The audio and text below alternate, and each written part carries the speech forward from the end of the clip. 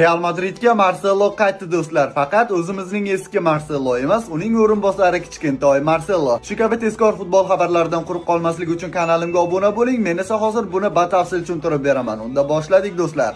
Xo'p, aniqroq qilib aytadigan bo'lsam, Marceloning o'g'li Enzo Alves Real Madrid bilan 16 yoshida ilk professional shartnomasini imzoladi do'stlar. Pozitsiyasiga keladigan bo'lsak, u otasidan farqli o'laroq toza markaziy hujumchi, ya'ni otasi himoyachi bo'lgan, bilasiz, chap qanotda Realda dahshatli davrlarni o'tkazgan. U esa markaziy hujumda o'ynaydi, 9-raqamli soft striker, xuddiki Benzema kabi. Uni otasidan yana bir farqli jihati, u Braziliya terma jamoasida o'ynamaydi, ya'ni Ispaniya terma jamoasi fuqaroligini olgan va Ispaniya termasida harakat qiladi O'yinlarni ko'rib chiqdim, bola juda ham iste'dodli, potensiali yuqori, ikkinchi qavatda ajoyib o'ynaydi bosh bilan, oyoqda ham nazorat yaxshi, tezlik ham joyida va agarda yaqin yillarda Real Madridga hujumchi kerak bo'lib qolsa, uni ko'rib qolish ehtimolimiz ham yuqori. Shunday ekanki, biz xursand bo'lishimiz kerak.